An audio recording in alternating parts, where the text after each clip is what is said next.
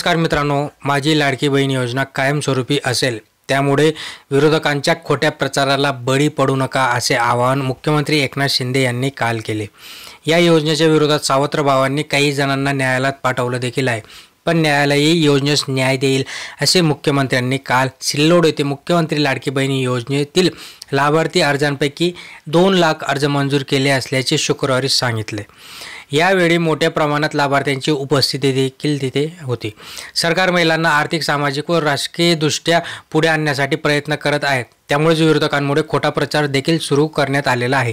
ही योजना काही निवडणुकीपुरती नाही असे स्पष्ट देखील त्यांनी केलं। प्रत्येक महिलेस वार्षिक 18,000 रुपये मिळतील, त्यामुळे केवळ रक्षाबंधनापुरती ही योजना नाही। याशिवाय 3 गॅस सिलेंडर मोफत दिले जातील, तसेच मुलींना आता उच्च शिक्षणही मोफत देण्याची योजना या सरकारने आम्ही घेतलेली आहे। आणि या ज्या काही योजना आहेत ह्या कायमस्वरूपी असतील, ह्या काही फक्त 2 दिवसासाठी नाही। मुख्यमंत्री माझी लाडकी बहीण योजनेच्या लाभासाठी दिव्या रामदास सपकाळ यांचा फॉर्म मुख्यमंत्री एकनाथ शिंदे यांनी भरला।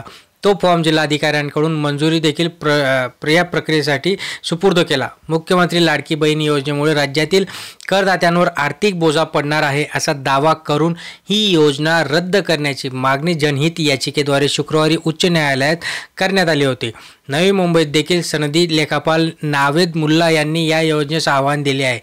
मुख्यमंत्री लाडकी बहीण योजना आणि युवा कार्य प्रशिक्षण या योजनांद्वारे प्रत्यक्ष आणि अप्रत्यक्ष करदात्यांना आणि सरकारी तिजोरीवरील अतिरिक्त भार टाकला जाणार असल्याचे या योजनेतून सांगण्यात येत आहे।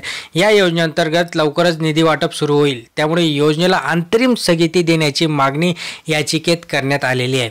मुख्यमंत्री माझी लाडकी बहीण योजनेसाठी संपूर्ण मुंबईतील आतापर्यंत सुमारे 6 लाख अर्ज दाखल करण्यात आले आहेत।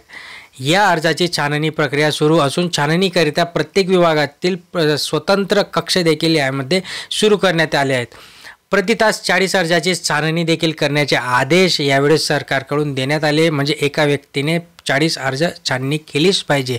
छाननी वेगाने पूर्ण करण्यासाठी महापालिकेतील यंत्रणा युद्ध पातळीवर कामाला लागली आहे असं देखील त्यांनी यावेळेस सांगितलं। प्रत्येक विभाग कार्यालयात 10 संगणक उपलब्ध करून स्वतंत्र कक्ष स्थापन करावा अशी मागणी या 2-3 दिवसांपासून डोकं वर काढते आणि त्या पद्धतीने आता कामाला सगळे लागले। ही जी काही योजना आहे, ही योजना फक्त 1 ते 2 दिवसासाठी किंवा रक्षाबंधनापुरती नाही, ही कायमस्वरूपी असल्याचं सांगण्यात येते। बट शासनाचा निर्णयाविरुद्ध जी काही जनहित याचिका टाकली, त्या याचिकेचा निर्णय काय येतो हे आता पुढे सांगण्यासारखंच आहे।